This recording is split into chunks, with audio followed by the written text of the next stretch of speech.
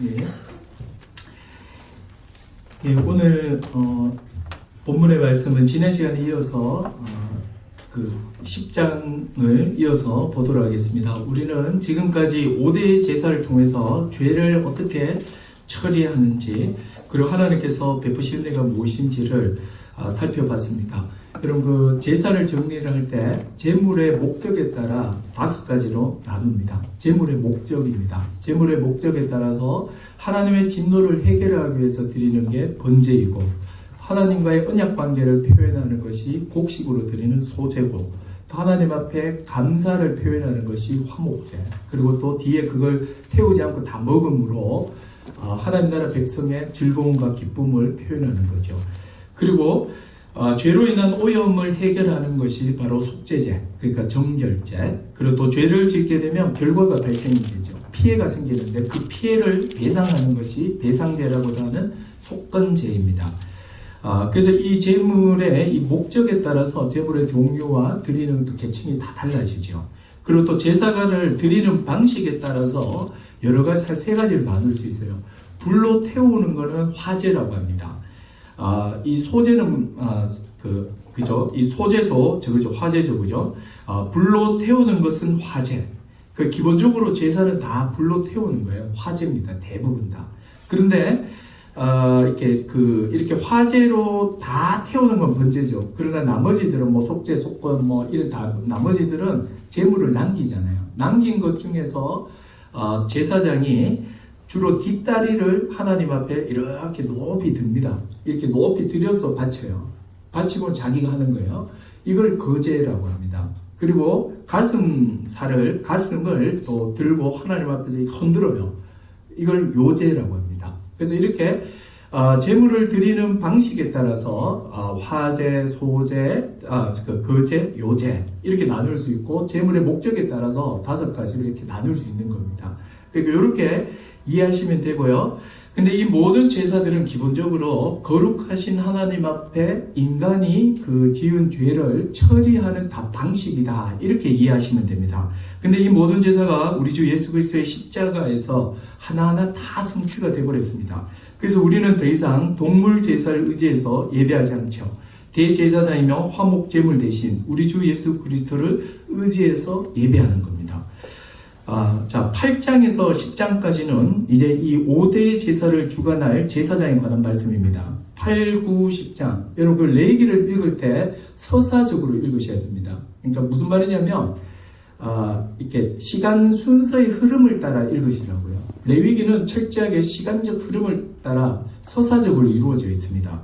그래서 8장, 9장, 10장은 8장은 이제 5대 제사를 주관할 제사장을 위임하는 것이고, 9장은 위임된 제사장에 의해서 드리는 제사입니다. 그래서 9장, 10장이 다 그 위임된 아론이, 그 제사장으로 위임된 아론이 첫 번째 드리는 제사입니다. 그래서 우리가 9장에서 봤죠. 제사를 탁 드렸을 때 하늘에서 불이 쫙 임했습니다. 그럼 오늘 볼 10장은 이렇게 제사 드리는 과정에서 아주 끔찍한 사건이 하나 발생하는 겁니다. 그래서 그 구조를 생각하면서 읽으셔야 됩니다. 그래서 8, 9, 10장은 통으로 이렇게 보시면 됩니다. 그래서 지난 시간에 제사장의 역할과 중요성에 대해서 말씀드렸습니다. 하나님께서 이스라엘과 하나님 사이에 중보자를 세웠죠. 중보자의 도움 없이는 그 어떤 사람도 하나님 앞에 직접 설 수 없습니다. 당연히 중보자 없이는 5대 제사도 작동되지 않죠. 5대 제사가 작동되지 않으면 죄가 해결되지 않고, 죄가 해결되지 않으면 하나님 앞에 설 수가 없어요. 그래서 반드시 중보자가 필요합니다. 하나님께서는 모세 사후에도 계속해서 거룩하시고 영원하신 하나님 앞에 이스라엘이 나올 수 있도록 중보자를 세웁니다. 이 사람이 바로 제사장이죠. 그래서 이 제사장은 하나님과 이스라엘 사이의 중보자로서 하나님이 일러주시는 그 방식대로 이스라엘에게 가르쳐서 이 사람들이 하나님이 가르쳐주신 방식대로 예배하도록, 죄를 해결하도록 이렇게 가르치는 이 중보자입니다. 그래서 이 중보자가 없으면 절대 예배할 수가 없는 거죠. 하나님께서는 온 회중이 보는 앞에서 대제사장 아론에게 화려하고 아주 정교한 옷을 입힙니다. 온 회중이 보는 앞에서 화려하고 정교한 대제사장 복장을 입혀서 이 사람이 얼마나 중요하며 얼마나 존귀한 자인지를 확 드러냈다고 했죠. 그리고는 또 관유를 부어서 구별된 자임을 나타냈습니다. 그런데 구약의 제사장도 죄 있는 인간이기 때문에 제사를 통해서 하나님 앞에 나가기 전에 먼저 자기 제사를 먼저 드리고 이 제사장직을 수행해야 됩니다. 왜요? 인간 제사장은 죄의 문제가 있기 때문입니다. 그러나 우리에게는 온전하신 대제사장 대신 우리 주 예수 그리스도가 드린 단 한 번의 제사로 다시 제사를 이제 반복하지 않는다 그랬죠. 그러나 로마 가톨릭에서는 이 미사가 이렇게 우리가 다른 거죠. 미사를 제사로 여기면서 그리스도의 살과 피로 매번 제사 드려야 된다 이렇게 가르친다고 했죠. 아주 이단적이다 그랬습니다. 그래서 여러분 교회 안에서는 제사라는 용어를 쓰시면 안 됩니다. 제사는 끝났어요. 한 번에 우리 주 예수 그리스도의 단 한 번의 그 제사로 말미암아 이 제사가 이제 완성이 됐고 그 제사의 효력이 지금 계속해서 지속되는 거예요. 그래서 우리가 예배 드릴 때마다 예수의 피를 의지해서 회개함으로 인해서 회개하니 용서해 주십시오가 아니에요. 용서해 주심을 감사합니다. 그리고 용서에 대해서 확신을 갖게 되고 또 제가 또 예배 인도자는 그리스도 안에서 회개한 것에 대해서 죄 용서를 선포해 주고 또 우리 찬송가도 다 그런 내용들이에요. 이렇게 우리가 예배하는 겁니다. 자, 이렇게 제사장이 세워진 후에 9장에서 아론이 첫 제사를 하나님께 드려요. 그때 여호와의 영광이 제단에 불러인 겁니다.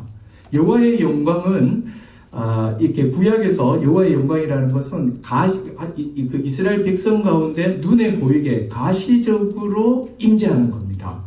즉 가시적 임재가 바로 여호와의 영광이에요. 자, 여호와의 영광은 보이지 않는데 가시적으로 눈에 보이게 하나님의 영광이 이스라엘 온 회중 가운데 딱 나타나죠. 그게 뭐죠? 번제단에 불로 확 나타나는 거예요. 불이 확 나타나니까 사람들이 그걸 보면서 소리를 지르죠. 이거는 기쁨의 외침입니다. 충만한 기쁨에 대한 외침이죠. 그리고는 다 엎어지는 거예요. 그게 지금 이게 예배 중에 있는 거예요, 지금. 성막을 생각해 보면 돼요. 성막 동쪽 회막문이 쫙 열려 있을 거고, 그리고 이 회막문 안으로 이렇게 이 제단이 보일 거죠. 그리고 온 백성이 회막 주위에 쫙 서 있는 거죠. 그때 이제 막 이렇게, 하나님 여호와의 불이 어디서 왔는지 모르겠어요. 아마 지성소에서 오지 않았겠습니까? 거기서 갑자기 막 불이, 번제단에 확 이렇게 떨어지는 겁니다. 그때 모든 사람이 일제히 기쁨의 탄성을 지르면서 다 엎드려 있는 상황. 딱 이 상황이에요. 그래서 우리가 이것을 보면서 우리는 무엇을 생각해야 됩니까? 예배자는 하나님에 대해서 전적인 반응을 가지고 예배합니다. 하나님의 위대하심과 거룩하심이 무시되어서는 안 됩니다.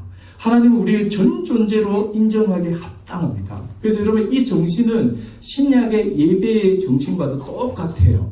지금 이 예배의 현장은 회막과도 같잖아요. 하나님의 성령이 믿는 자들 가운데 지금 계시는 이곳이 성전이 되었잖아요. 이 성전, 하나님이 계시는데 이곳은 하나님의 가시적 임재가 나타나는 현장이에요, 지금. 그렇기 때문에 모든 사람들은 이 의식을 가져야 돼요. 하나님의 위대하심과 그분의 거룩하심을 생각하면서 전 존재로 이렇게 막 예배에 반응해야 됩니다. 제가 오늘 지난 시간에 적용하려고 제가 박수 좀 치려고 했는데, 이거 박수는 못 맞추겠더라고요. 그래가지고 제가 박수를 잘 못 쳤어요. 뒷부분은 내가 좀 쳤는데, 하여튼 박자 약간 안 맞아도 박수도 3개 치고, 노래도 이렇게 하고, 이러면서 전 존재로 해야 돼요. 그러니까 예배를 드릴 때는 이것이 하나님의 가시적 임재가 나타나는 현장이다. 그러면서 오직 주만 바라봐야 돼요. 그러면서 하나님 앞에서의 그분의 그 위대하심과 그분의 거룩하심을 생각하면서 자신의 전 존재를 다 이렇게 걸고 예배드려야 됩니다. 예배 순서 하나하나에 우리 전 존재를 다 걸어야 돼요. 말씀이 내려오는 시간에는 모든 이성과 귀를 다 이쪽으로 이렇게 집중시켜야 되고, 노래할 때는 목소리로 하나님께 집중시켜야 되는 거죠. 그리고 또 9장은 무엇보다도 우리에게 예배의 목적을 보여준다고 했죠. 예배의 목적은 무엇입니까? 바로 하나님의 영광의 나타남이에요. 대제사장의 화려한 의복과 또 제사 시에 드려지는 다양한 동물 제물은 하나님을 예배하기 위한 수단입니다. 하나님께서는 대제사장의 화려하고 정교한 옷을 통해서 자신이 어떤 분인지를 드러냈고, 또한 동물 제사를 통해서 자신의 의로움과 죄에 대한 진노를 다 보여주셨습니다. 구약의 모든 의식과 옷, 이것은 하나님께서 자신을 드러내기 위한 계시입니다. 구약 이스라엘 백성은 이 모든 장치를 통해서 무엇을 보냐면 하나님의 하나님 되심을 보는 거예요. 여호와의 영광에 대한 이 사모함 없이 이 막 드리는 이 예배는 가장 공허한 거예요. 그래서 신약 시대는 여호와의 영광이 어떻게 나타났다고 했습니까? 구약 시대는 동물이 막 타는 걸 통해서 죄에 대한 하나님의 그 무서운 진노를 받고 또 이 대제사장의 화려한 복장을 통해서 하나님의 그 아름다우심과 거룩하심 이런 것들을 봤다면 신약에 있는 우리는 지금 무엇을 통해서 하나님의 하나님 되심을 보냔 말이에요. 그것은 바로 우리 주 예수 그리스도시단 말이에요. 우리 주 예수 그리스도께서 하나님의 모든 영광의 광채로서 자신을 드러내셨어요. 그래서 우리는 그리스도를 꽉 붙잡고 그분을 근거로 하나님 앞에 나오는 거예요. 예수님께서 이렇게 말씀하셨죠. 아버지여 내게 주신 자도 나 있는 곳에 나와 함께 있어 아버지께 창세전부터 나를 사랑하심으로 내게 주신 나의 영광을 그들로 보게 하기를 원합니다. 예수님은 제자들이 자신의 그 영광을 보기를 기도하는 거예요. 예배자는 그리스도를 통해서 나타난 하나님의 영광을 기대하고 꿈꿔야 돼요. 이게 뭐냐면 예배의 비전이에요. 이게 여러분 모든 신약의 성도들 아니 오고 오는 모든 예배자들 성도들은 그리스도를 통해서 나타난 하나님의 그 영광을 보고자 하는 열망, 기대감 이것을 가지고 와야 합니다. 이게 지난 시간까지의 말씀입니다. 자, 이제 오늘 말씀 보겠습니다. 자, 10장이에요. 자, 10장 또 오늘 이게 아주 중요한 사건입니다. 이 해석이 너무 이렇게 이상한 해석도 많고 논란도 많거든요. 그래서 제가 오늘 이 예배적 관점에서 한번 가장 좀 이렇게 문맥을 따라서 가장 좀 이렇게 이 자연스러운 그 의미가 뭔지를 오늘 말씀을 드릴까 합니다. 자, 온 이스라엘 회중은 제단의 불로 임하시는 하나님의 가시적 임재를 지금 경험하고 있습니다. 예배가 끝난 게 아니에요. 지금 예배 중에 있어요. 모든 사람들이 기쁨의 함성을 지르고 엎드렸어요. 제사장으로 위임받은 아론이 이제 드리는 첫 제사에서 하나님의 영광의 불이 확 타오르고 있죠. 아주 성공적인 예배예요. 그죠? 얼마나 기쁘고 놀라운 일입니다. 그런데 아주 끔찍한 사건이 벌어집니다. 제사장이 세워지고 첫 제사, 하나님의 영광이 막 나타나는 그 제사 현장에 누구도 예상 못한 그런 아주 끔찍한 일이 벌어지죠. 바로 아론의 아들, 첫째 아들과 둘째, 장자와 차자가 여호와 앞에서 나온 불에 타 죽어버립니다. 두 사람이 이렇게 막 제사를 지내다 분향가를 드리다가 여호와 앞에서 나온 불, 번제단의 불인 것 같아요. 그 불이 확 그 사람들을 삼키면서 그 자리에서 즉사해버려요. 여러분, 이 비슷한 상황을 우리가 신약 성경에서 목격해요. 오순절날 교회가 탄생하고 성령이 강력하게 역사할 때입니다. 성령의 놀라운 역사가 나타났죠. 한몸 한가족이 되어 유무상통하며 구제하는 일들이 막 일어났어요. 그때 아나니아와 삽비라가 한날 한시에 그 자리에서 죽어버립니다. 왜 죽었나요? 바로 성령을 속였기 때문입니다. 이 사건을 들은 모든 성도들이 크게 두려워했습니다. 마찬가지로 아론의 첫째, 둘째 아들 나답 아비의 이 죽음은 모든 이스라엘을 두렵게 했습니다.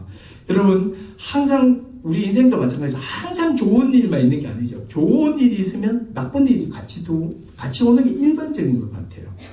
교회도 마찬가지예요. 좋은 일 뒤에는 시험과 어려움이 뒤따릅니다. 그렇기 때문에 우리가 교만할 수 없어요. 우리가 아주 교회에 대해서 우리가 막 이상적인 것을 꿈꾸고 또 그것이 좀 실현될 때 막 기쁘고 즐거워해야 돼요. 그렇지만 또 한편으로는 분명히 여기에 또 섞인 것들이 나타날 거다. 어려움이 또 있을 거다. 이것도 예상을 해야 돼요. 그래서 늘 우리가 겸손하게 주님의 은혜를 구하면서 살아야 합니다. 자, 아나니아와 삽비라의 죽음을 통해서 초대교회는 주님의 몸된 교회를 속이는 것은 곧 성령을 속이는 것을 알게 됐죠. 초대교회는 아나니아와 삽비라의 죽음을 통해서 교회의 거룩에 딱 주목하게 한 거예요. 그래서 여러분, 지금 이렇게 교회 그 헌금을 속였다고 해서 죽이지 않잖아요. 그런데 이제 첫 케이스로 아나니아와 삽비라를 죽여버린 거예요. 그러므로 인해서 하나님께서 오고 오는 모든 교회에게 분명히 보여주는 거예요. 교회가 어떤 곳인지를 시범 케이스로 딱 보여줘서 주목하게 한 거예요. 그렇다면 나답과 아비후의 이 죽음을 통해서 이스라엘 회중은 무엇을 알게 되었을까요? 그리고 지금 우리에게 하나님께서 나답과 아비후의 이 죽음을 통해서 무엇을 가르치려 할까요? 여러분, 이게 오늘의 본문의 핵심이에요. 핵심적인 질문이에요. 자, 그래서 이 나답과 아비의 죽음에 대해서 좀 살펴봐야 됩니다. 자, 오늘 1절에서 7절 한번 보십시오. 자, 아론의 첫째, 둘째 아들 나답 아비후는 아론과 함께 제사장을 위임받았죠. 그리고 지금 첫 제사를 주관합니다. 그런데 이들이 각자 제사장의 향로를 들고 있습니다. 각자 개인 향로예요. 그 향로를 들고 불을 담아야 되는데 여호와께서 명하지 않은 다른 불을 그 향로에 담았던 것 같아요. 조금 전에 여호와께서 번제단에 불로 임하셔서 그의 영광을 보여줬죠. 번제단은 여호와의 불로 피워졌고 절대로 꺼트리면 안 되거든요. 대부분의 학자들은 이 다른 불은 지금 이 번제단에 임한 여호와의 이 불일 거다. 이 불을 담아야 되는데 무슨 생각인지 몰라요. 본문에 나타나있진 않아요. 다른 불을 담은 거예요. 명하지 않은. 그러자 여호와 앞에서 아마도 번제단을 말하는데 번제단에서 불이 나와가지고는 나답과 아비후를 확 삼켜버려요.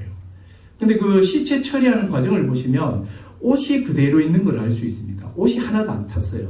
옷은 안 타고 불이 나와서 사람이 죽었거든요.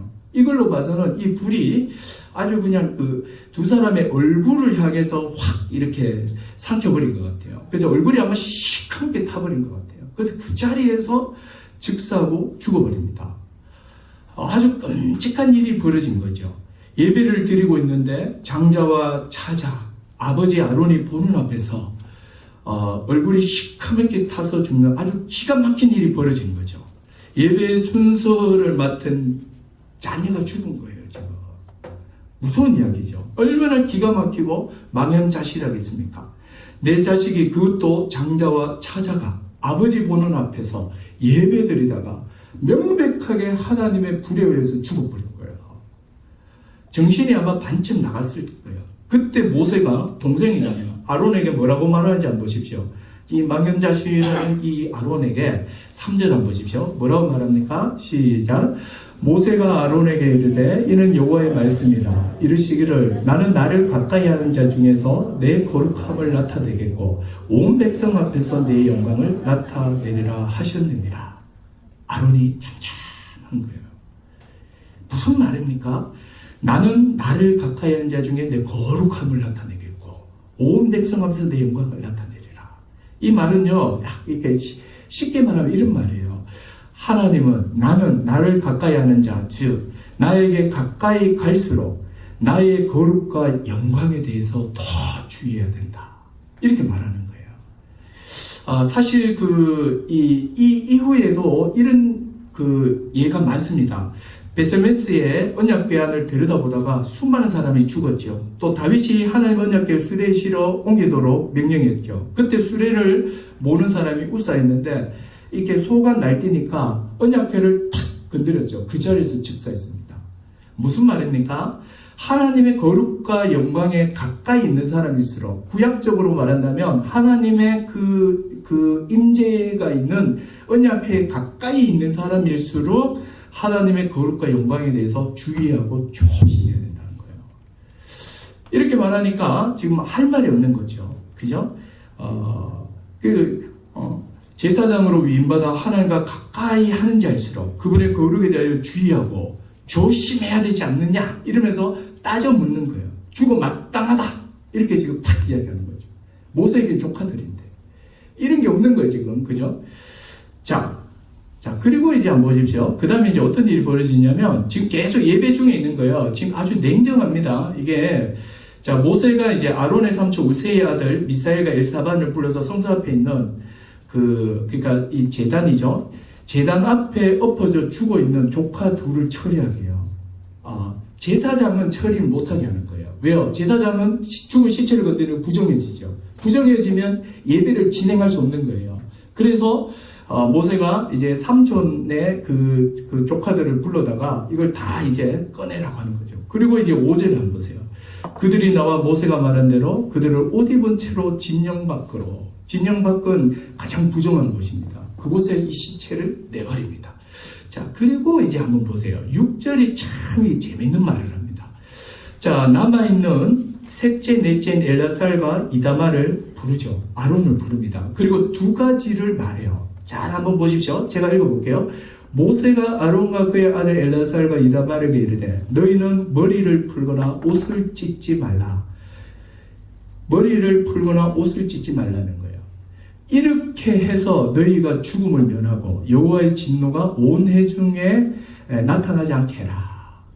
너희가 만약에 머리를 풀고 옷을 찢다 너희 죽을 줄 알아라.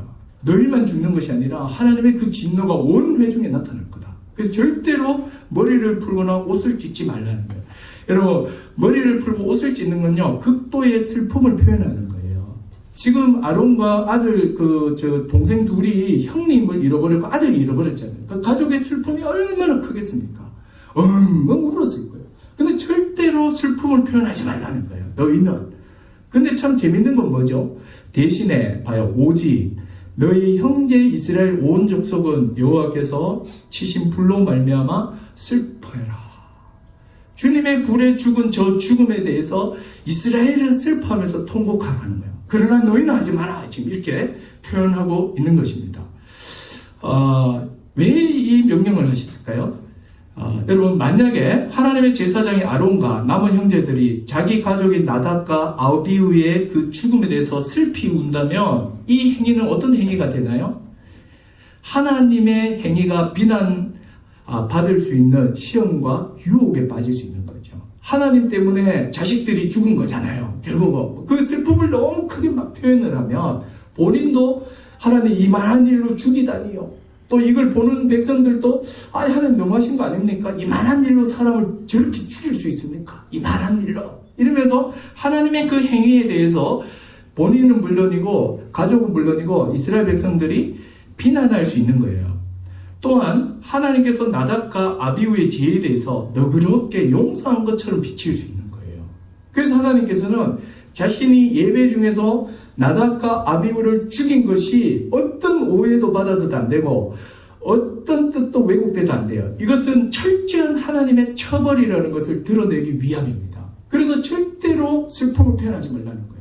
너희는 그냥 아무 일 없었던 것처럼 계속해서 정색을 하고 옷을 딱 여미고 예배를 계속 진행하라는 거예요. 대신에 이스라엘 백성은 슬피 울라고 합니다. 왜 그럴까요? 슬피 울라, 이것을 통해서 나답과 아비후의 죽음을 오랫동안 기억하라는 거예요. 나답과 아비후의 이 처벌이 오랫동안 기억되도록 원하셨던 거예요. 그래서 하나님께서는 이 사건을 온 회중이 다 기억하기를 원하셨던 거예요. 그렇다면 하나님께서 나답과 아비후의 이 죽음이 어떤 죽음으로 이해되기를 원하실까요? 자, 지금부터 오늘의 본론입니다. 그죠? 자, 지금부터가 이 사건에 대한 의미를 한 세 가지 정도 이렇게 쭉 제가 한번 말씀을 드리려고 합니다. 자, 성경을 읽다가 이 사건을 접하면 많은 생각이 들어요. 분양 한번 잘못했다고 한날 한시에 형제를 죽이신 거 너무 잔인한 거 아닌가? 저는 한 10번 죽었을 거예요. 제가 막 찬양 몇 번 까먹고, 심지어는 헌금 기다는 것도 까먹고, 예전에는 축도 막 하다가 혀 꼬여가지고 이상하게도 나가고, 정말 저는 한 10번 넘게 죽었을 겁니다.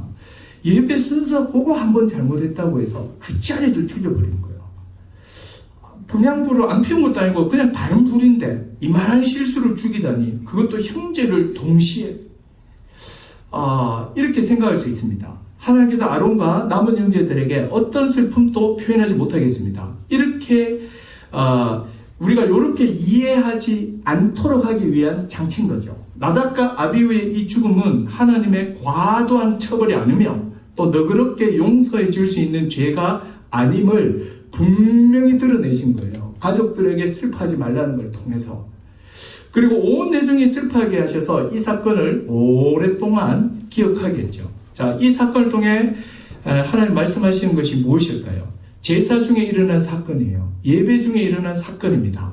여러분, 우리는 지난 시간에 예배의 목적을 9장을 통해서 분명히 확인했죠. 바로 여호와의 영광입니다. 여호와의 영광은 구약에서 하나님의 가시적 임재라고 했습니다.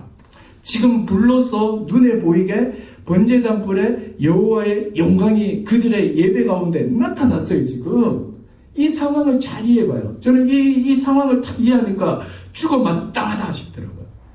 정말 이것들 이렇게 죽는 게 마땅하구나 이런 생각이 들었어요. 지금 이 축복의 불, 하나님의 임재의 불이 한순간에 저주의 불, 심판의 불, 처벌의 불이 돼버린 거예요. 왜 이렇게 됐나요? 이유는 딱 하나예요. 여호와께서 명하지 않은 다른 불로 분야했기 때문이에요. 범죄한 인간은 절대로 하나님을 만날 수 없죠. 범죄한 인간은 본능적으로 하나님을 피합니다. 하나님을 대면하는 것을 두려워하며 감히 하나님 앞에 설 수 없죠. 거룩하신 하나님은 범죄한 인간과 함께할 수 없죠. 빛과 어둠이 양립할 수 없는 것과 마찬가지입니다. 예배는 하나님의 가시적 임재가 일어나는 현장이에요. 하나님이 정하신 방식과 절차대로 해야만 하나님의 거룩을 만족할 수 있는 거예요. 예배는 철저하게 그래서 하나님 중심으로 예배를 드려야 돼요. 그분이 원하는 방식대로 예배 드려야 돼요. 이것을 디테일하게 구체적으로 보여주는 게 레위기죠. 레위기는 구약의 복음서이면서 동시에 예배서예요. 하나님 앞에 범죄한 인간이 어떻게 나가는지 철저하게 기록합니다. 여호와께서 모세에게 명령하여 이르시되 그러니까 엄청나게 반복돼요. 여호와께서 모세에게 명령하신 대로 그대로 했더라. 명령하시고 그대로 했더라. 이게 수백 번 반복되는 게 출애굽기 예배 파트부터 레위기 끝까지예요. 철저하게 하나님 중심적으로 예배가 가르쳐지고 있는 겁니다. 그런데 여러분 누구보다 하나님의 율법에 대해서 잘 아는 게 누구였냐면 이 나답과 아비후예요. 이들은 아론과 함께 시내산에도 몇 번이나 올라갔습니다. 또 성막 제작 과정에도 그들은 참여했어요. 누구보다 하나님을 섬기는 가장 가까이 있는 사람들이 이 나답과 아비후예요. 알만한 사람들이 지금 하나님이 명하지 않은 다른 불로 향로에 담은 것은 알면서도 고의로 한 짓입니다. 이것은 하나님을 가벼이 보고 자기 생각대로 한 거죠. 하나님의 말씀을 따라 하나님 편에서 하나님 중심적으로 예배드리지 않고 자기 생각대로 자기 중심적으로 예배한 거예요. 이게 여러분 이 사건의 핵심입니다. 예배의 초점은 언제나 하나님의 영광이란 말이에요. 지금 불로서 하나님의 영광이 가시적으로 막 임재 있어요. 온 이스라엘 백성이 막 머리카락 하나까지 다 쭈삣쭈삣 세우면서 이 불타는 하나님의 영광을 막 보고 있었을 거예요. 이게 실제적 하나님의 임재 앞에 서 있었거든요. 그런데 여러분 하나님 앞에서 하나님이 실제로 임재하셨는데 버젓이 그곳에서 하나님이 명하지 않은 다른 불을 담아버린 거예요. 여러분 이게 지금 무슨 짓인지 알겠습니까? 얼마나 하나님을 가벼이 여기냔 말이에요. 하나님 앞에서 노골적으로 그분의 말을 어긴 거예요. 이거 죽음 마땅하지 않아요? 하나님의 불이 번제단을 활활 타오르면서 하나님의 가시적 임재가 막 있는데 보란 듯이 하나님의 말을 확 어겨버려요. 이게 예가 될지 모르겠는데 분명히 큰애한테 동생 때리지 말라고 평소에 잘 때리니까 이렇게 자꾸 이야기를 했단 말이에요. 근데 엄마 아빠가 소파에 앉아 있는데 화난다고 엄마 아빠 앞에서 평소에 때리지 마라 했는데 앞에서 퍽 때려버려요. 그거 가만히 있습니까? 바로 날아가는 거예요. 부모가 없어도 부모의 말을 거스리면 안 되는데 지금 부모가 앉아 있는데 그 자리에서 평소에 때리지 마라 때려버리는 거예요. 여러분 이보다 더 심한 이런 상황이에요. 지금 말하자면 얘가 좀 약할지 모르지만 하나님의 현현 앞에서 대놓고 그분의 말씀을 어겨버린 거예요. 예배의 중심이 확 무너져 버린 거예요. 그래서 하나님께서 요것들 바로 처리해버리신 거예요. 여러분 예배는요 철저하게 하나님의 말씀을 따라 하나님 편에서 하나님 중심적으로 예배를 드려야 합니다. 그분의 영광이 나타나기를 기대하고 그분 앞에서 예배해야 돼요. 인간에게 초점을 맞추면 안 돼요. 저같이 말씀을 준비하는 사람은 예배를 막 인도하는 자가 이렇게 생각하면 안 되는 거죠. 사람들이 감동받을 만한 분위기를 만들고 사람들이 은혜를 느낄 수 있는 말을 찾고 사람들이 좋아할 말 또 듣고 싶어하는 말 이런 것들 막 의의를 찾아서 설교에 막 구성하려고 하는 거. 여러분 이게 다 뭐야? 인간 중심의 예배인 거예요. 또 이렇게 이런 설교를 듣고 또 예배한 사람들이 드린 사람들이 이제 나오면서 은혜 받았다 이렇게 말합니다. 은혜 받았다라고 말을 할 때 이게 무슨 의미입니까? 혹시 이런 건가요? 큰 깨달음을 얻었다. 아니면 내 마음에 감동이 있었다. 아니면 나의 고민이 풀렸다. 아니면 내가 설교를 듣고 나의 심적 고통이 줄어들었다. 이게 예배의 은혜인가요? 여러분, 예배의 은혜는요, 나에게 무슨 일이 일어났는가가 아니에요. 그건 2차적이에요. 하나님의 영광이 나타났냐예요. 좀 더 구체적으로 이야기를 해볼까요? 하나님의 영광 앞에 내가 섰냐예요. 말씀을 통하여 그분의 현면이 있었냐예요. 정말 그분 앞에 서서 그분의 말씀을 들었냐예요. 마치 사람이 사람과 대화하듯이 하나님의 말씀을 내가 들었냐예요. 예배 전 가졌던 세상의 영광이 태양보다 밝은 하나님의 영광 앞에서 딱 서보니까 반딧불보다 작아졌냐는 거예요. 세상에서 흔히 영광이라고 하는 성공, 돈, 소유, 자식, 외모, 명예, 부러움의 그 대상이 되는 것, 이게 다 세상이 말하는 영광이잖아요. 그런 영광이 예배를 딱 드리고 나니까 이게 막 반딧불, 아니 반짝이던데. 이런 경험이 있었냔 말이에요. 이게 여러분 하나님의 영광 앞에 서는 거예요. 여러분, 영국의 세계적인 강해 설교가인 로이 존스 목사님의 전기에 이런 내용이 있어요. 로이 존스 목사님이 영국의 웨스트민스터 교회를 담임할 때입니다. 이때 2차 세계대전이 터져요. 전 유럽을 침공한 독일이 프랑스를 함락시킨 후에 이제 그 도버 해협을 넘어서 영국을 침략합니다. 밤낮으로 공습 사이렌이 울리고 곳곳에서 포성과 총소리가 끊이지 않습니다. 모든 영국 사람들이 전쟁의 공포 속에서 살아가고 있었습니다.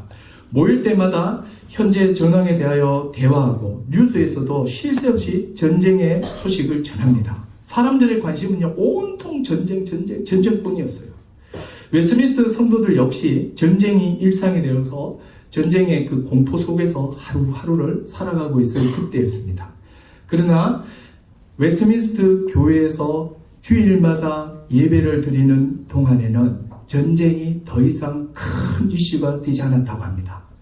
인간의 가장 큰 문제는 죄이며 이 죄가 밖에서 일어나고 있는, 예배당 밖에서 일어나고 있는 저 전쟁의 원인임을 알게 되었고, 이 죄를 해결하신 분이 우리 주 예수 그리스도라는 사실에 안도했으며, 전쟁보다 인류의 더 큰 문제가 죄라는 사실에 다 동의했습니다. 그리고 이 죄를 해결하신 하나님 앞에 전쟁은 아무것도 아니었던 거죠. 이러한 규칙적인 예배가 웨스트민스터 성도들은 전쟁의 그 포화 속에서 평안을 잃어버리지 않게 했던 것입니다. 여러분, 이게 바로 예배예요. 이게 예배예요. 여러분, 요즘에 뉴스 보면 조국이가 어쩌고 저쩌고 얼마나 시끄러운지 모르겠어요. 그죠? 마치 지금 또 곧 우리나라가 막 망할 것 같고 전쟁도 터질 것 같고 정말 막 이슈만 보면 막 불안에 미치겠어요. 그러나 여러분, 예배하는 가운데서나 정말 본질을 만나게 되고 인간의 모든 문제의 원인을 핵심을 보게 되고 그것을 해결하신 분이 우리 주 예수 그리스도를 통하여 하나님께서 해결하셨음을 알고 그 하나님을 예배하는 이 시간, 여러분, 이것을 통해서 우리가 평안을 얻고 기쁨을 얻는 거예요. 규칙적인 예배가 웨스트민스터 성도들이 전쟁의 포화 속에서 평안을 잃어버리지 않았던 것처럼 규칙적으로 드려지는 이 예배 가운데 나타난 하나님의 그 영광을 보는 것이 우리가 평안을 잃지 않는 길입니다. 하나님의 영광이 예수 그리스도를 통해서 나타나세요. 우리 주님은 자신을 통해서 나타난 하나님의 영광을 제자들이 보기를 기도했죠. 여러분, 교회는 그리스도의 몸으로서 하나님의 영광이 이미 이곳에 충만해요. 그래서 여러분, 우리 모든 성도들의 열망은 이것이어야 돼요. 주님, 하나님 아버지 그리스도를 통하여 나타난 하나님의 영광을 교회에 허락해 주신 것을 감사해야 돼요. 그리고 예배 때마다 이렇게 기도해야 돼요. 교회 안에 그리스도를 통해서 나타난 주어진 하나님의 영광이 말씀을 통하여 나타내어 주시옵소서. 말씀을 통해서 당신의 영광을 보여 주시옵소서. 이것이 여러분 우리의 예배의 기도해야 됩니다. 그렇기 때문에 설교자는요, 하나님의 영광의 광채이신 그리스도를 설교해야 돼요. 철저하게 그리스도를 드러내고 그리스도를 나타내고 온 성도들이 그리스도를 통해 나타난 하나님의 그 영광에 주목하게 해야 돼요. 이게 뭐냐면 이게 예배예요. 그리스도를 설교하지 않으면 하나님의 영광이 안 나타나요. 여러분, 하나님의 영광이 나타나지 않는 설교는 메마른 예배를 불러옵니다. 메마른 예배는요, 인간 중심적 예배로 전락합니다. 이렇게 되면 이제 교육자들이 바빠져요. 어떻게 하면 이 사람들에게 은혜를 끼칠까? 이제 예배를 기획합니다. 고성능 스피커에 돈을 드립니다. 여러분 혹시 그거 아세요? 지금은 이렇게 있다가 여러분 잘 모르겠지만 좀 큰 한 2,000명, 3,000명 이상 들어가는 그 예배당에 탁 들어가서 예배 한번 드려보십시오. 스피커가 억대입니다. 주 안에서 여러분 사랑합니다. 그러면 이 사랑합니다 이 소리가 입체적으로 확 감아버립니다. 사랑합니다. 이러면 정말 뭐 사랑이 막 내 가슴까지 떨립니다. 그러다가 또 기도 막 할 때 성령의 불 이러면 진짜 불이 확 임하는 것 같아요. 막 놀랍습니다. 아 정말 대단해요. 그러다가 또 이렇게 음량 좋은 사람이 또 막 이렇게 걸걸한 목소리 이렇게 해버리면요 정말 한순간에 눈물이 확 쏟아집니다. 여러분 이런 현상은요 그 BTS나 그런 콘서트 가시면 이보다 더해요. 완전 그건 열광 발광을 합니다. 근데 쟤들 왜 저리 울직하면 너무 잘생겼었는데 이거 진짜 난 이게 안 맞는 거예요. 열광하고 발광하는데 너무 잘생겨서 이해가 안 돼요. 나는 이런 거예요. 그리고 또 오케스트라를 동원하고 조명을 통해서 분위기를 연출하고 때로는 의미 없는 통성기도를 유도하면서 막 열광시켜야 되고 만약에 이미 있는 하나님의 영광을 나타내지 않고 하나님의 영광을 사모하지 않는다면 우리 모두가 다 나답과 아비우처럼 인간 중심의 예배를 드리는 거예요. 여러분 이런 예배는요 메말라요. 계속해서 메마릅니다.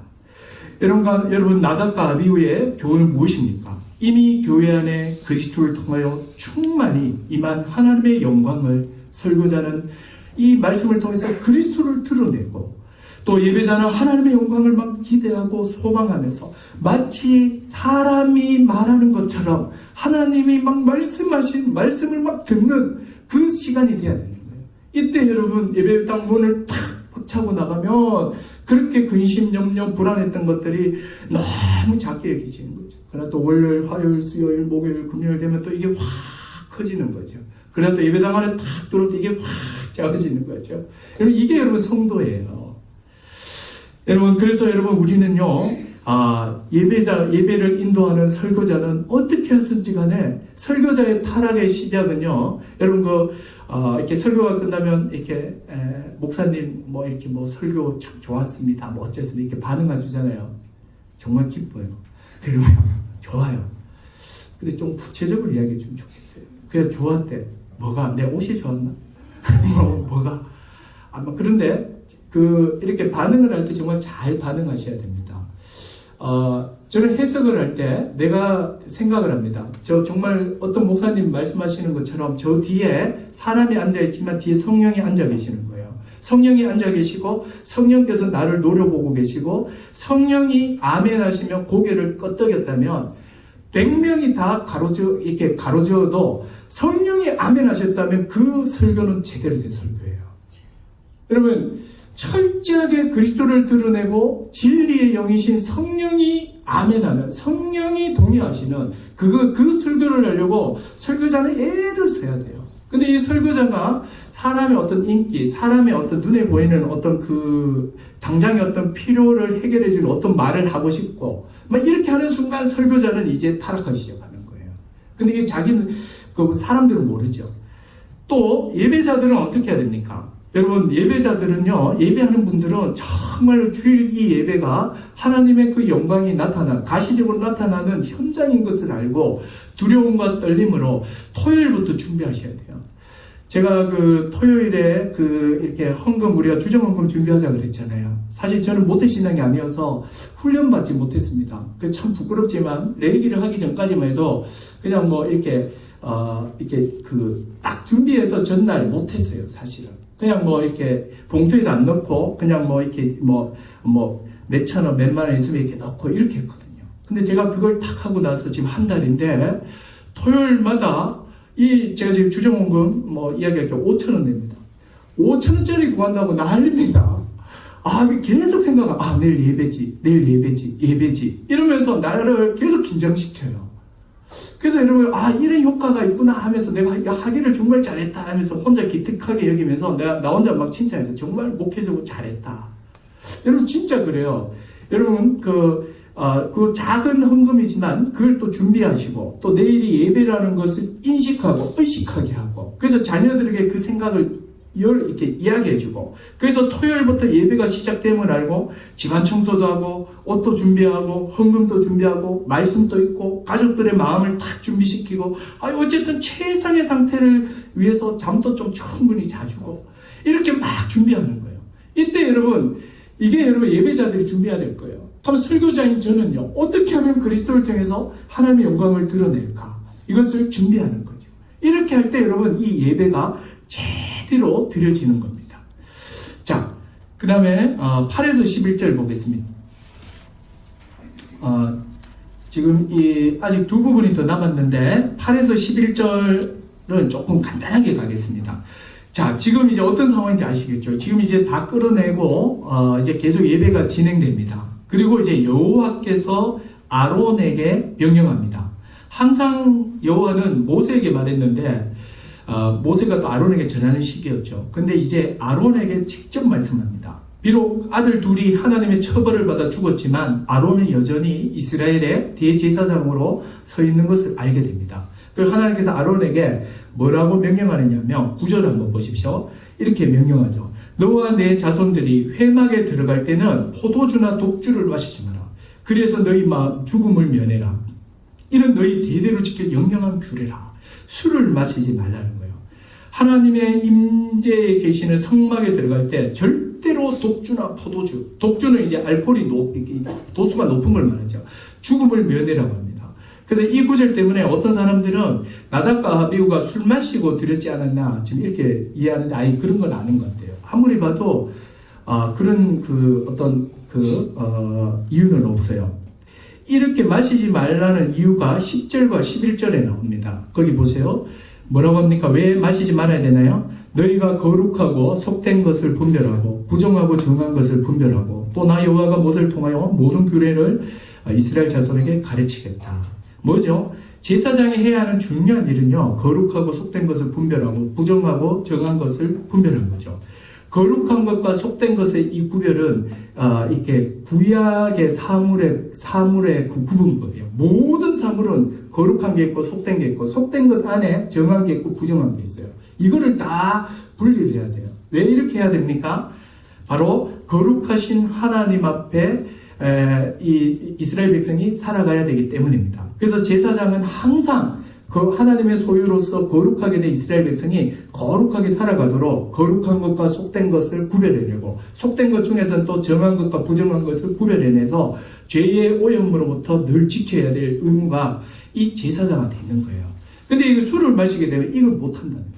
그래서 하지 말라고 술을 마시지 말라고 하고 11절에 있는 이 내용은 이제 11장부터 15장까지 하나님께서 모세에게 대부분의 이제 이렇게 하늘에 있는 동물, 땅의 동물, 바다에 물에 있는 모든 동물을 정한 것과 부정한 것, 속된 것, 거룩하지 않은 것, 이거를 거룩한 것 쫙 다 구분해서 다음 주부터 이제 가르칠 거예요. 그게 다 나와 있습니다.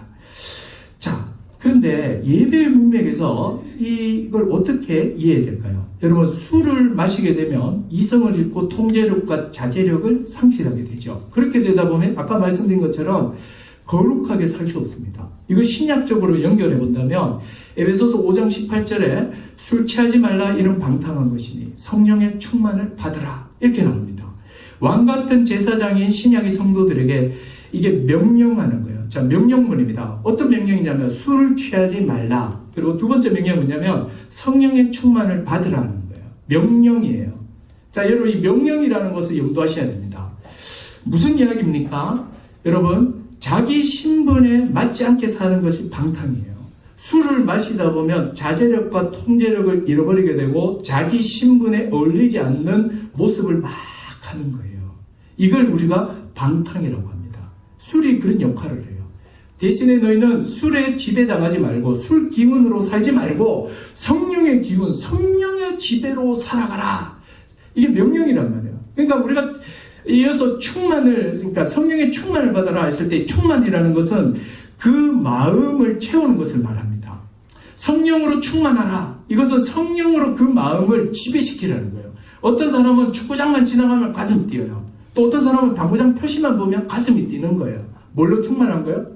그것으로 충만한 거예요. 성도는 그 마음에 무엇이 채워져야 되는가? 바로 성령으로 충만해야 된다는 거예요. 근데 성령으로 충만하지 않고 이렇게 술로 충만하다. 여기서 말하는 술이라는 것은 성령이 아닌 다른 모든 것으로 채우는 거예요. 나는 술 안 마실 때네 이 말이 아니에요. 술이 아니라 자기 마음에 뭐 이렇게 골프가 들어올 수도 있고 축구가 들어올 수도 있고 뭐 이게 뭐 쇼핑이 들어올 수도 있고 자식이 들어올 수도 있고 맨날 그것만 생각하는 거 있잖아요. 그것만 보면 막 몸이 막 반응하고 감정이 막 반응하는 거 있잖아요. 그게 뭐냐면 자기 마음을 채우고 있는 거예요. 성령 에베소서에서 말하죠. 너희는 예배와 관련해서 너희는 뭐 하라는 거죠? 성령으로 자신을 채우라 라고 말합니다. 성령으로 채운다는 것은 바로 기도와 말씀으로 자기의 마음을 채우라는 거예요. 그래서 자기 마음을 계속 점검해 봐야 돼요. 지금 내 마음에 무엇으로 채워져 있는가? 여러분 그거 아는 방법은 간단합니다. 아무 생각 없고 아무 의지를 쓰지 않고 가만히 있을 때 이렇게 막 흘러나오는 생각들 있죠. 하고 싶어지는 것들 있죠. 그게 내가 지금 채워져 있는 거예요. 그죠? 그래서 만약에 그게 성령이 아니라면 빨리 내어버리고 성령으로 채워야 되겠죠. 자, 그리고 12절에서 20절입니다. 자, 12절에서 20절은요, 이제 예배에 이제 막바지에 들어오는 거예요. 자, 아론과 아들들이 제사장으로 위임을 받고 첫 제사를 드렸습니다. 번제, 소제, 화목제와 속제제를 드렸죠. 제사가 계속 진행되는 가운데 나답과 아비후 두 아들이 죽는 일이 벌어집니다. 모세는 죽은 아들들을 처리한 뒤에 아론과 남은 아들 엘다살과 이다말을 불러서 절대 슬퍼하지 말라고 말하고 대신에 온 이스라엘은 슬퍼하라. 그리고는 이제 포도주와 독주를 금합니다. 이제 모세가 이제 제사를 드렸으니까 제물 처리에 대해서 실수할까 싶어서 아론을 불러서 막 이야기를 하는 거예요. 그런데 이제 16절을 한번 보세요. 자, 다른 건 다 생략하고 16절 한번 읽겠습니다. 16절 시작. 모세가 속죄제 드린 염소를 찾으니 이미 불살랐는지라. 그가 아론의 남은 아들 엘라잘과 이다말에게 노하여 이르되. 이게 지금 무슨 상황인지 아시겠죠? 지금 첫째와 둘째가 다른 불을 들여서 죽어버렸잖아요. 그래서 지금 모세 입장에서는 이 예배를 빨리 이렇게 마무리를 지어야 되는 거예요. 그러면 하나님이 정한 절차대로 해야 돼요. 근데 여러분 기억나세요? 번제물은 다 태워드리지요. 그러나 속죄제물은요, 일부를 태우죠. 속죄제물은 죄의 이렇게 오염된 걸 깨끗게 하는 거잖아요. 그러면 이제 염소나 뭐 수송아지를 드리는데 일반 평민은 염소였잖아요. 또 족장도 염소였고, 그러면 그 피를 가지고 이 피를 성막 안으로 들어가서 성막을 깨끗하게 하는데 사용된 이 제물은 다 태워 죽여야 됩니다. 그러나 이 피를 가지고 성소 안에 안 들어가고 그냥 번제단과 물두멍 갖고 성막 뜰에만 이렇게 뿌린 것은 이 속죄 제물은 불을 태우면 안 되고 먹어야 돼요. 그런데 오늘 16절에 한번 보세요. 모세가 속죄제 드린 염소를 찾은 즉 이미 불살렸는지라. 18절에 봐요. 그 피는 성소에 들어오지 아니한 것이었으니 그 제물은 너희가 내가 명령한 대로 거룩한 곳에서 먹어야 되지 않느냐. 근데 왜 염소가 됐어? 염소가 막 이러니까 우리가 불태워버렸습니다. 그러니까 이게 막 이 모세가 막 완전히 열받은 거죠. 아마 여기 성경이 없지만 아마 이렇게 막 욕까지 막 했을 거예요. 금방 제쳐들지 죽었는데 지금 형님 그래서 하면서 막 분노하지 않았겠습니까? 그러니까 이제 아론이 19절에 탁 대답을 합니다. 자, 19절 같이 한번 읽어볼까요? 같이 읽겠습니다. 시작. 아론이 모세에게 이르되 오늘 그들이 그 속죄제와 번제를 여호와께 드렸어도 이런 일이 내게 임하였거늘 오늘 내가 속죄제물을 먹었더라면 여호와께서 어찌 좋게 여기셨습니까? 여러분 이게 무슨 말인지 잘 모르겠죠? 그죠? 아론은 하나님의 진노를 해결하기 위해 앞에서 속죄제, 번제, 화목제 뭐 이런 걸 드렸잖아요. 그런데도 결국 아들들이 죽어버렸단 말이에요. 하나님의 진노가 피하지 못했다는 거죠. 아론이 지금 굉장히 두려운 가운데 있는 거예요. 그래서 내가 속죄제물을 먹으면 내가 또 하나님의 그 진노에 죽을 것 같아서 너무 무서워가지고 내가 쉽게 이야기하면 이거예요. 내가 너무 하나님이 두려워서 속죄제물을 못 먹었다는 거예요. 그 이야기를 딱 들으니까 모세가 하나님에 대한 두려움과 그 경외감을 갖고 있는 것을 딱 확인하고는 그럼 뭐 이해합니다. 이렇게 하고 끝나는 거예요. 자, 그래서 여러분 뭔지 알겠습니까? 여러분, 아론이 하나님에 대한 두려움이 너무 커서 고의로 안 먹은 것이 아니라 그 두려움과 경외감 때문에 안 먹은 거예요. 그래서 이걸 이제 괜찮다라고 하는 거죠. 이로써 아론의 첫 제사는 끝이 나요. 여러분, 아들들이 죽어나가는데도 예배는 중단되지 않고 계속 진행됩니다. 이것이 예배의 본질이에요. 어떤 경우에도요, 예배는 중단될 수 없습니다. 예배와 바꿀 수 있는 것은 세상 그 어디에도 없어요. 교회에서 금요일에 부모님이나 어른이 돌아가시잖아요. 그럼 보통 3일장이면 주일에 그 발인하고 장례식을 치러야 돼요. 근데 주일에 하지 않고 4일장을 합니다. 왜냐하면 예배 드림이요, 장례식보다 중요하기 때문이에요. 장례식과 예배를 바꿀 수 없기 때문입니다. 또 결혼식을 주일에 하지 않아요. 역시 마찬가지입니다. 결혼식과 예배를 바꿀 수 없기 때문입니다. 영국이 독일의 침공을 받았을 때도 웨스트민스터 교회에서는 예배가 매주 진행됐습니다. 2차 대전이 이 예배를 중단시킬 수 없었던 겁니다. 여러분, 예배는 그 무엇과도 바꿀 수 없고 그 어떤 것도 예배를 중단시킬 수 없고 중단시켜서도 안 돼요. 예배는 계속해서 드려져야 돼요. 예배는 우리가 새하늘 새 땅에 가서도 계속해서 예배할 겁니다. 어떤 경우에도 중단 없이 진행되어야 되는 것이 바로 하나님 백성의 예배입니다. 우리가 이 10장을 통해서 이로써 이제 이 첫 제사가 끝이 나는 거예요. 그 제사 가운데 이런 이 나답과 아비후가 죽는 불미스러운 일이 있었지만 이걸로 인해서 하나님의 영광이 손상받지 않았습니다. 하나님은 하나님의 자기 영광이 손상받을까 싶어서 슬퍼하지도 못하게 한 거죠. 그래서 철저하게 자신의 그 행위의 그 공의로움을 드러내셨고, 그리고 나답과 아비후의 이 죽음을 통해서 예배의 중심이 너희가 아니라 나다 이렇게 말씀하고 계시는 거예요.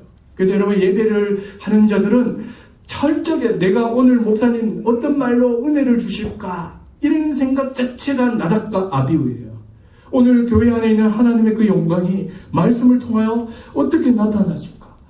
정말 하나님의 그 영광이 사람에게 대화하듯이 하나님의 말씀을 통하여서 나타나기를 기대하고 소망하며 이곳에 와야 되는 거죠. 그래서 여러분, 어떤 경우에도 우리는 중단 없이 예배를 계속해서 드려야 되고 이것을 가장 귀히 여겨야 합니다. 이것이 바로 오늘 이 10장을 통해서 우리에게 가르치는 바입니다. 기도하겠습니다. 여러분, 이 시간에 우리 같이 한번 기도했으면 좋겠습니다. 여러분, 우리가 얼마나 은혜 가운데 있는지 몰라요. 대제사장이시며 온전한 제물 대신 우리 주 예수 그리스도로 말미암아 우리가 지금 이곳에 있습니다. 우리는 이제 언제 어디서든지 간에 지성소에 들어가게 되었고, 흩어진 주의 백성들이 오늘은 함께 모여서 하나님을 예배합니다. 여러분, 이 시간 우리 이렇게 같이 한 마음으로 기도하십시다. 하나님 아버지, 하나님의 그 영광이 나타남을 소망하는 저희가 되게 하여 주시옵소서. 그리고 하나님 아버지, 그 무엇과도 예배와는 바꿀 수 없습니다. 그 어떤 것도 예배를 중단시킬 수 없습니다. 하나님 아버지, 내가 하나님의 자녀가 되고 백성이 된 이상 내 인생에 예배의 중단이 없게 하여 주시옵소서. 예배가 영원토록 지속되게 하시고 영원한 예배자로 서게 하여 주시옵소서. 같이 한번 기도하도록 하겠습니다. 기도합니다. 하나님 아버지, 이 시간 기도하기를 원합니다. 우리에게 하나님 아버지 예배를 가르쳐 주시고 예배를 알게 하시니 감사합니다. 하나님 아버지, 어떤 것도 예배를 중단할 수 없으며 그 어떤 것도 우리의 예배를 멈추게 할 수 없습니다. 그 무엇과도 예배와는 바꿀 수 없음을 고백합니다. 예배의 영광을 알게 하시고 예배를 준비하게 하시며 기대하게 하시며 모든 성도들이 하나님을 예배하는 자로 서게 하여 주시옵소서. 하나님 아버지, 우리를 참으로 그리스도를 의지하고 참되게 예배하는 우리 모두가 다 되게 하여 주시옵소서. 하나님 아버지, 우리를 예배자로 불러주시니 감사합니다. 우리의 이 예배가 중단되지 않게 하시며 그 어떤 것도 우리의 예배가 멈추게 할 수 없음을 알게 하셔서 이 예배가 우리의 사명이며 또 우리의 존재 목적임을 알고 모든 성도들이 예배자로 온전히 세워지게 하여 주시옵소서. 예수님의 이름으로 기도드렸습니다. 아멘. 이 시간에 주께와 엎드려 우리 찬양하면서 우리 봉헌하도록 하겠습니다.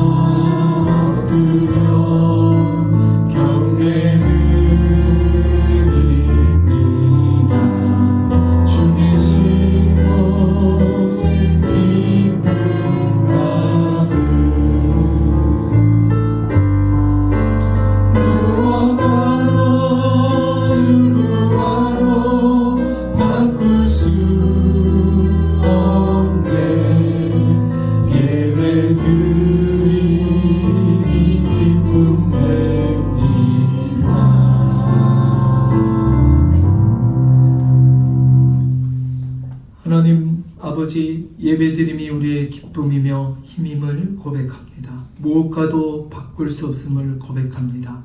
우리의 모든 것이 주의 것이며 또 취하신 이도 또 주시는 이도 주님이심을 고백하며 예물로 하나님 앞에 나왔습니다. 하나님, 우리 모든 성도들의 손의 수고를 신실하게 지켜주셔서 경제적 어려움으로 인하여 시험당하지 않도록 인도하여 주시옵소서.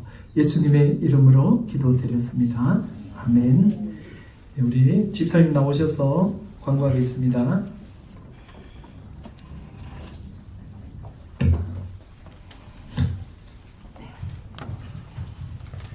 안녕하십니까. 광고 말씀 드리겠습니다. 전교